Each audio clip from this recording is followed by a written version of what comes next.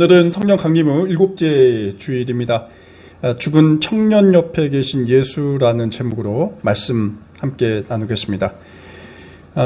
지난 19일 해병대 최상병 사망 2주년을 맞는 날이었습니다. 이게 원래 이제 군대 문제고 정치 문제고 또 사회 문제이긴 한데 이게 지난주에 교회와 또 신앙의 문제로 점차 불거지면서 이 문제를 다루지 않을 수가 없어서 제가 오늘 이 말씀을 좀 준비했습니다. 여러분 아신 것처럼 2023년이죠. 2년 전입니다. 7월 19일에 경상북도 예천군에서 집중호우가 있었습니다. 이로 인해서 많은 인명과 재산 피해가 발생했죠. 그래서 이 사태를 해결하기 위해서 국방부가 장병 2만 명을 투입해서 호우 피해 복구 작전을 폈습니다. 19일 당일 오전 9시경에 최상병과 다른 해병대원 2명이 수색을 하던 중에 급류에 휩쓸리게 되었습니다. 다행히 2명은 자력으로 탈출을 했는데요. 안타깝게도 최상병은 실종되고 말았습니다. 그리고 당일 밤 11시경에 실종 지점에서 약 400m 떨어진 곳에서 심정지 상태로 발견이 되었습니다. 최상병의 사망이 확인된 후에 해병대 수사단은 현장 수사에 착수를 바로 했습니다.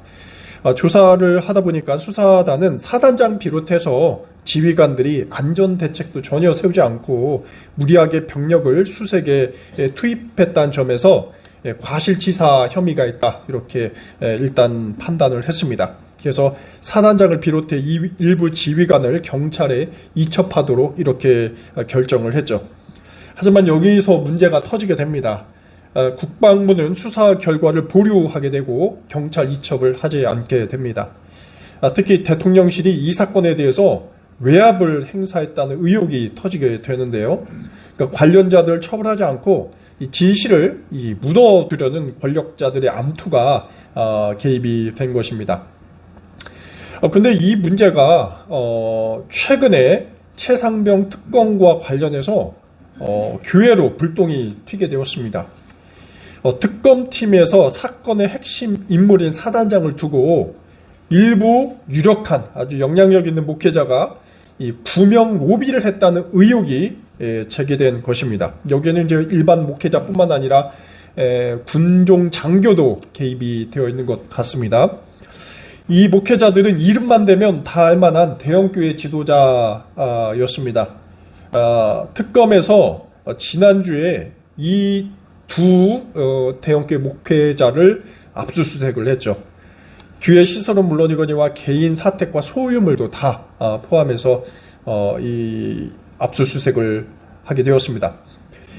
최상병 사태 관련 진실을 밝힌 데 있어서 이 교회 지도자들이 개입한 것은 굉장히 수치라고 볼 수가 있습니다. 특히 전 정권과 아주 깊은 관계를 갖고 있었던 해당 이 보수계 목회자들은 자신들은 그냥 기도해 준 죄밖에 없다 라고 하면서 구명 로비와는 전혀 무관하다라는 입장을 냈습니다. 또 이들을 지지하는 개신교 세력도 당연히 있겠죠. 한교총이라고 한국교회 총연합에서 이 보수적인 색채의 이 교회 연합체인데 여기에서도 특검의 교회 압수수색에 대해서 반발하고 나섰습니다. 교회와 종교인을 압수수색한 것은 예배 전당에 공권력을 침입한 것이고 교인 전체에 모멸감을 주었다 라면서 당장 내 사과를 하라라고 요구를 하게 된 것입니다. 앞으로 이 특검이 더 진행이 되어야 알겠지만 최상병 사태와 진실 공방이 좀 더 명확하게 밝혀질 필요가 있습니다. 하지만 문제는 진실이 드러나기 전이라 할지라도 과연 교회가 무엇을 저지르고 있는가, 이 문제를 우리가 이 사태를 통해서 좀 심각하게 인지할 필요가 있다라고 보여집니다. 교회가 피해자와 유가족들 옆에 있지 못하고 또 위로하지 못한 채 오히려 진실을 가리려는 권력자 옆에 존재한다는 사실, 이 사실만으로도 이미 교회의 존재가 과연 있을까라는 생각을 하게 됩니다. 한국의 수십만 그리고 수만의 신자가 모여 교회가 이렇게 대형 교회가 수십 개 있다고 지금까지 자랑을 해왔죠. 하지만 그러한 성장 뒤에 얼마나 그 그림자가 길게 드리워져 있는지 이번 사건을 통해서 다시 한번 또 여실히 지켜볼 수가 있습니다. 이러한 현실 속에서 과연 우리는 어떻게 복음의 진리를 전할 것인지, 또 어떻게 교회가 믿을만하고 사회의 변혁을 주장할 만한 그러한 어떤 공동체가 될 수 있을지, 우리는 이런 질문을 던질 때 좀 한탄스러워하지 않을 수 없게 되었습니다. 굉장히 진부한 표현이지만 예수께서 말씀하신 것처럼 맛을 잃은 소금처럼 우리 교회는 밖에 이 버려지는 일만 남지 않았을까 생각을 해봅니다. 오늘 아침 우리가 누가복음 7장 11절 이하의 말씀을 묵상했죠. 이것은 어느 과부의 죽은 아들이 예수님의 어떤 기적을 통해서 살아나는 이야기라 볼 수 있습니다. 하지만 우리는 이 이야기에서 예수님의 어떤 기적적이고 신비적인 어떤 내용을 집중할 것이 아니라 다른 곳에 좀 초점을 둘 필요가 있습니다. 그것은 바로 예수께서 과연 누구와 함께 계시는가, 누구를 위해서 기도해 주시는가입니다. 또 예수께서 펼치신 그 기적이라는 것이 의미가 오늘날 현대적으로 지금 이 사회에서 어떤 의미를 갖고 있는지 한번 같이 성찰을 할 필요가 있습니다. 11절을 한번 보도록 하겠습니다. 오늘 기적 이야기의 배경이 잘 설명되어 있습니다. 예수께서 제자들과 또 예수를 따른 무리와 함께 나인이라는 성의 문에 이르게 되었습니다. 여기서 나인성은 지금의 이 네인이라는 곳인데 아주 작은 마을이 아직까지 남아 있습니다. 그런데 이제 이 나인성에서 약 10분 거리쯤에 이 묘지가 있습니다. 그러니까 여기 나인성의 한 과부 아들이 죽게 된 것 같은데 그 장례 행렬을 예수께서 묘지로 가는 그 과정에 있어서 마주한 것으로 오늘 추측해 볼 수가 있습니다. 12절을 보니까요, 예수께서 만난 주인공에 대해서 간략하게 부연 설명이 되어 있습니다. 장례 행렬 속에서 한 여인이 등장을 하는데요, 그는 과부였다라는 것이고, 또 그에게는 독자가 있었는데 어떤 일인지 무슨 일인지 죽고 만 것입니다. 그 청년이 죽고 만 것입니다. 보통 성경에서 과부는 대표적으로 소외 계층을 의미하고 있습니다. 또 여인의, 과부의, 또 청년인 아들도 키워야 했으니 그의 삶의 여정이 얼마나 좀 혹독했을지 감히 추측해 볼 수가 있습니다. 단순히 재정적인 문제를 이야기하는 것이 아닙니다. 당시 유대인들은 굉장히 과부에 대한 편견이 있었고, 거기에 또 어떻습니까? 남성 중심 가부당제 사회 속에서 여성이라는 점은 사회적 활동이 굉장히 극히 제한적이었다라는 것을 우리가 또 염두에 둘 필요가 있습니다. 그런데 놀랍게도 이 장례 행렬에 적지 않은 사람이 동참했다라고 성경은 기록하고 있습니다. 이 말은 과부와 그 아들 청년이 굉장히 사회적으로 인정을 받았다라는 것을 또 말해주고 있습니다. 그래서 주민들이 장례식에 참여하면서 과부에게 위로와 동정을 표하고 있습니다. 예수께서 이 장례 행렬 중에 있는 과부를 보셨습니다. 성경은 예수께서 그 과부를 보시고 불쌍히 여기셨다라고 기록을 하고 있습니다. 이 점이 굉장히 중요하죠. 예수께서 기적을, 우리는 성경을 다 읽어봤으니까 예수께서 기적을 펼치실 것이라고 당연하게 추측할 수 있긴 하겠지만, 이 기적을 베푸는 행위로 나아가기까지 하는 그 동인, 모티브가 있을 거잖아요. 그 감정적 모티브가 바로 여기에서 등장을 하게 됩니다. 그것이 바로 불쌍히 여기다라는 감정이에요. 불쌍히 여기다, 긍휼히 여기다라는 것인데, 우리말로는 이제 연민, 이 컴패션이라는 연민이라는 단어로 생각을 해볼 수가 있겠습니다. 성경에서 이 연민, 이 불쌍히 여기다라는 원어를 살펴보면 이 내장이 뒤틀리는 듯한 고통을 표현을 하고 있어요. 그러니까 과부의 슬픔을 목격하고 예수께서는 그 과부의 슬픔이 자연적으로 감정이 이입이 되는 것이죠. 그러니까 내장까지 뒤틀리는 듯한 그 비통함을 느끼셨다라는 것으로 우리가 볼 수 있습니다. 그리고 이제 이 장면뿐만 아니라 예수님께서는 다른 기적을 펼치실 때도 감정을 표현하실 때 연민이라는 감정이 굉장히 자주 등장을 하고 있습니다. 그래서 이 연민이 바로 예수께서 기적을 펼치시는 동인이었다라고 볼 수 있습니다. 예수께서는 과부에게 울지 말라라고 말씀하시고 죽은 청년의 시체가 들어있는 관에 손을 대십니다. 하나의 어떤 접촉을 통한, 종교학에서는 뭐 접촉주술이다라고 얘기하는데 비슷한 형태인 것 같아요. 예수께서 시체의 관을 이렇게 손으로 접촉을 하고 계십니다. 근데 이게 또 문제가 됩니다. 당시 이제 문화로 보면 정결법 위반입니다. 유대법에 따르면. 유대 사회에서는 죽은 시체나 무덤이나 또 이 죽은 자, 이 망자와 관련된 어떤 것이든 그것을 일체 만지는 것을 금지하고 있죠. 굉장히 부정한 일로 간주가 되었습니다. 하지만 예수께서는 물론 당연히 잘 알고 있었겠죠. 유대인으로서, 남성으로서 율법을 알고 있었음에도 불구하고 그것을 초월하는 무언가를 더 급하셨다는 거죠. 법 이상의 것을 예수께서는 좀 행하려고 하시고 계십니다. 그러자 이 관을 맨 사람들이 어떻게 합니까? 잠시 멈추고 그 관을 잠시 내려놓습니다. 주변에 있는 사람들, 이 광경을 보고 있는 사람들도 굉장히 적잖이 당황을 했을 것입니다. 아마 관을 누군가 접촉한다라는 행위는 거의 처음 경험하는 이러한 사건일 것입니다. 이런 상황 속에서 예수께서 말을 이어가십니다. 청년아, 내가 네게 말하노니 일어나라. 이렇게 말씀을 관에 대고 하고 계십니다. 그랬더니 어떤 일이 벌어지게 됩니까? 죽었던 청년이 다시 일어납니다.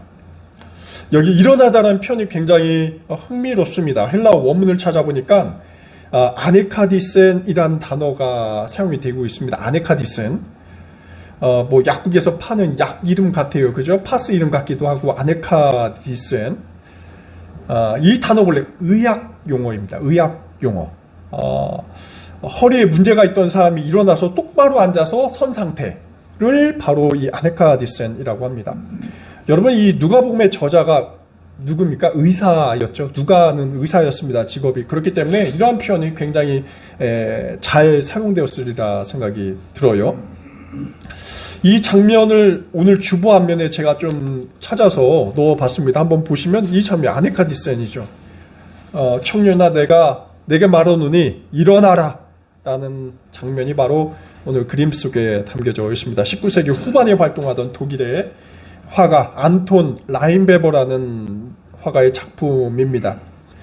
청년이 관에서 일어나서 무엇을 응시하고 있습니까? 예수님의 시선과 마주하고 있죠. 또 옆에는 깜짝 놀라서 어머니가 두 손을 머리에 움켜잡고 놀란 표정으로 아들을 바라보고 있습니다. 또 옆에 주변에서 관을 들고 있건지 아니면 주변에 지켜보던 사람들도 이 광경을 바라보고 굉장히 놀라움을 금치 못하는 또 장면도 같이 포착이 되고 있습니다. 그만큼 굉장히 충격적인 장면이 일어나게 된 것이죠. 또 16절 보면 사람들이, 주변에 있는 사람들이 어떤 이야기를 하냐면 하나님께 영광을 돌리면서 큰 선지자, 예언자가 우리 가운데 일어나셨다라고 외친 장면도 있습니다. 예수를 향한 표현이죠. 방금 예수님의 기적이 일어난 그 나인이라는 마을은 원래 이미 수백 년 전, 1000년 전에 예언자였던 엘리사라는 예언자가 수넴 여인의 아들을 살려준 기적이 일어난 그런 장소, 동일한 장소였습니다. 이 전설을 당시 주민들은 이미 대를 거쳐서 설화처럼, 전설처럼 알고 있었겠죠. 그 기적이 갑자기 확 떠오른 것입니다. 그래서 예수 기적을 보면서 엘리사가 다시 태어났다, 다시 떠올랐다라고 부활했다고 생각을 하고 있었을 것입니다. 과부의 아들이 소생한 이 기적 이야기는 말씀드린 것처럼 어떤 예수님의 치유 기적 이야기로만 그치지 않습니다. 중요한 것은 무엇입니까? 예수 그리스도의 자리가 어디였는가라는 것을 일러주고 있습니다. 그 비참했던 과부의 삶 가운데 독자였던 그 아들이 죽었는데 그것은 굉장히 비참한 삶의 슬픔과 절망의 삶을 이야기하고 있습니다.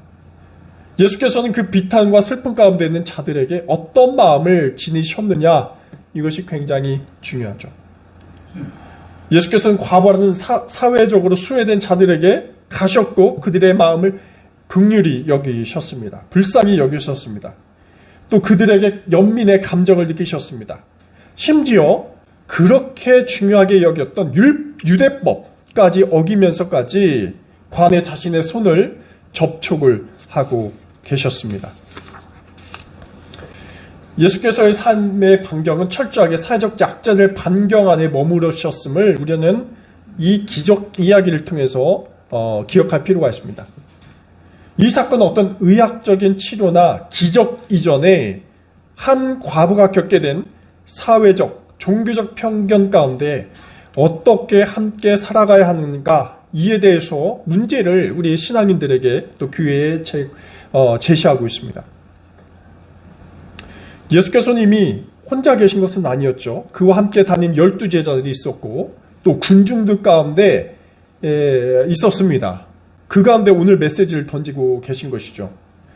그러니까 무엇을 말하고 있습니까? 자신을 따르는 것은 바로 이러한 사회적 약자와 함께하는 것임을 이 기적을 통해서 시연하고 계십니다. 너희들도 나와 같이 하라라는 것이죠. 나 예수를 따르기 위해서는 이렇게 살아라 하는 것을 예수께서 당장 그렇게 보여주고 계십니다. 이들의 슬픔을 위로하는 것, 가난한 자들에게 함께 연민을 하는 것, 그리고 억울한 것이 있다면 함께 그것을 풀어나가려고 하는 것. 여러분, 이것은 다분히 개인적인 차원의 일만이 아니었죠. 당시 수많은 동일한 고통을 겪고 있었던 팔레스타인 사회의 민중들과 이 시민들과 함께 연대하는 일이었습니다. 이들을 억압하는 모든 형태의 권력에 대해서 또 저항하는 일이었죠. 그래서 예수께서는 그 유대 지도자들이 짓고 있던 유대법까지도 어기면서 접촉하심으로써 어김으로써 정결법도 어기면서 저항하는 거예요.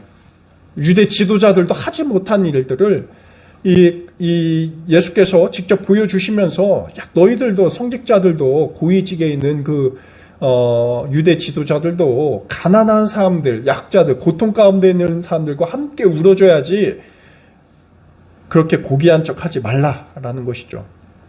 그렇게 함으로써 무엇입니까? 신앙적 연대를 통해서 하나님 나라 일군일의 제자들과 군중들이 해야 할 책무를 알려주고 계십니다. 이게 오늘 예수님의 기적이 우리에게 알려주고 있는 가장 중요한 핵심적인 메시지라 볼 수가 있습니다. 앞서 제가 이 최상병과 관련된 교계 모습을 말씀드렸죠. 오늘 성경 말씀에 비추어 볼 때 과연 오늘날 교회는 누구 곁에 또 어디에 있는가 묻지 않을 수가 없습니다. 최상병 문제는 다분히 개인 문제가 아닙니다. 공권력이 진실을 감추려는 불의의 문제고 이에 편승하려는 교권의 문제이기도 합니다. 약자들과 함께 연민의 책임을 보여주지 못하는 교회 문제이기도 합니다. 앞서 말씀드린 어느 목사는 자신들은 그냥 권력자들을 향해서 기도해 준 죄밖에 없다라는 식으로 자기 변명을 하게 되었습니다. 저는 그의 진술이 사실 맞다고 보여져요. 진술처럼 불의한 권력을 위한 기도는 죄가 맞습니다. 여러분, 기도는 죄가 될 수가 있어요. 기도는 죄가 될 수 있습니다. 누구를 위해, 무엇을 위해 기도하게 하는가, 이게 핵심이지, 권력자를 위해, 불의를 위해 기도해주는 그런 기도는 사실 성경에 없습니다. 그런 기도는 찾아볼 수가 없어요. 그건 기도가 아니라 그것은 죄임고 악행입니다. 그런 기도들은 사실 하지 말아야 돼. 그런 아주 안 좋은 것이죠. 그는 사실 권력자가 아닌 정말 순수한 기도다운 기도라면 최상병과 그 유가족을 위해서 기도를 해 주었어야 했습니다. 그것이 의로운 일이고 또 성경이 말하는 예수께서 원하시는 기도일 것입니다. 하지만 정작 피해자를 위해서 기도하지 못하고 가해자의 편에서 기도해 준다는 것이 그게 무슨 의미가 있겠습니까? 또 그것이 나타내는 어떤 효과가 무엇이겠습니까?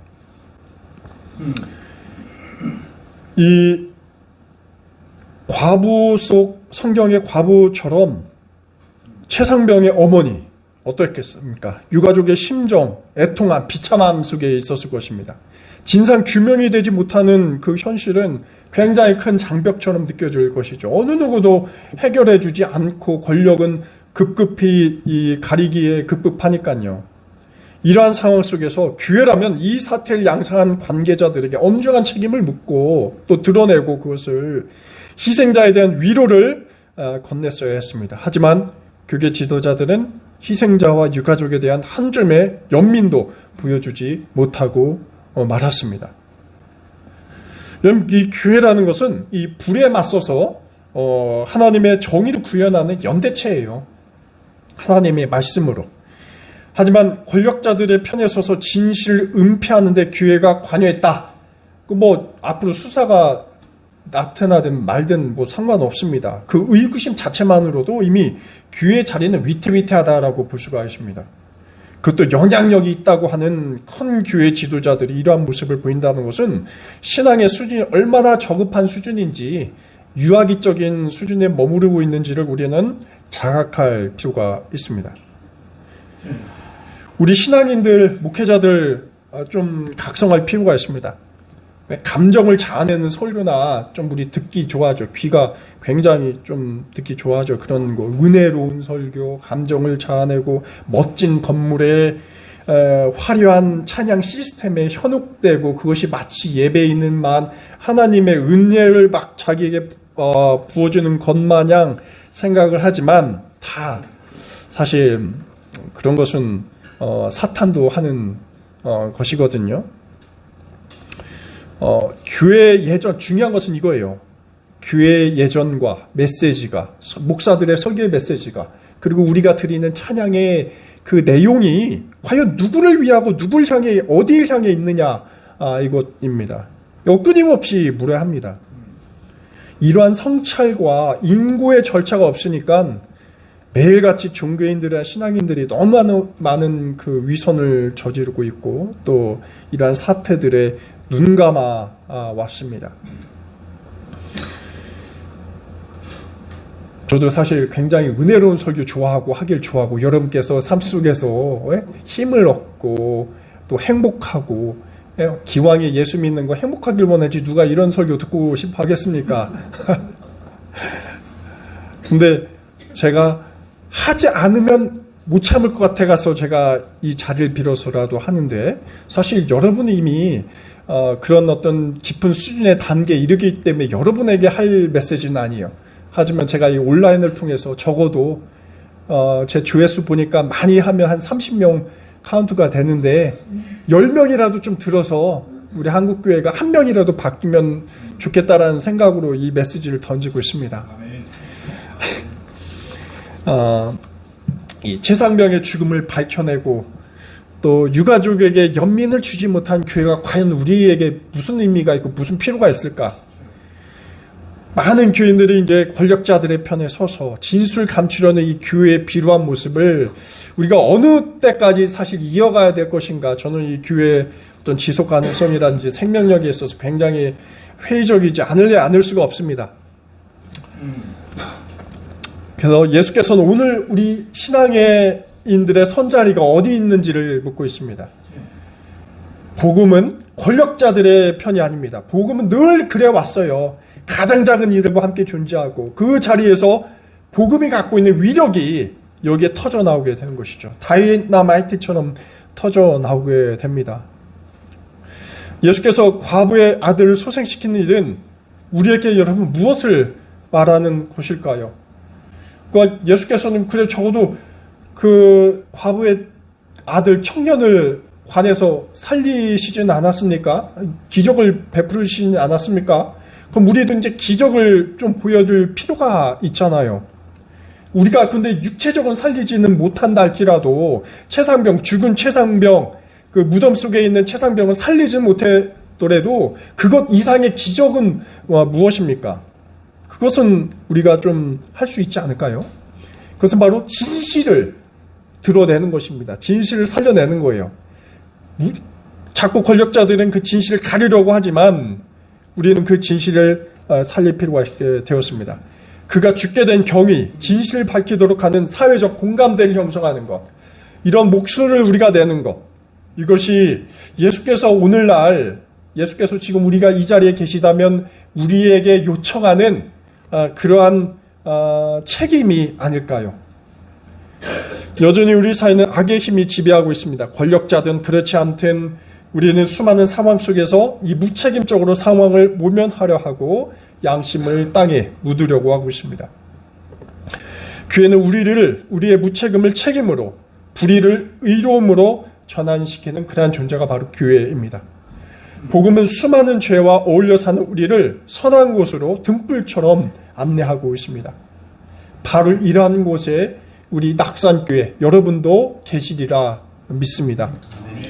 예수께서 상처와 억울함 속에 존재하는 이들의 힘이 되신 것처럼 우리 낙산교회 교우님들께서도 이러한 이웃의 벗이 되시길 간절히 기원합니다.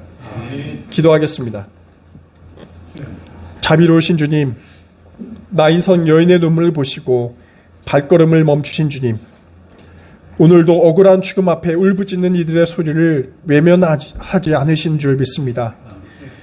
주님, 우리 가운데 깊은 상실과 슬픔에 잠긴 영혼들을 위로해 주옵소서. 저희가 이들의 편이 되게 하시고 권력에 편승하여 진실을 가리는 그릇된 행위로부터 저희를 멀리하게 하옵소서. 예수 그리스도의 이름으로 기도드립니다. 아멘.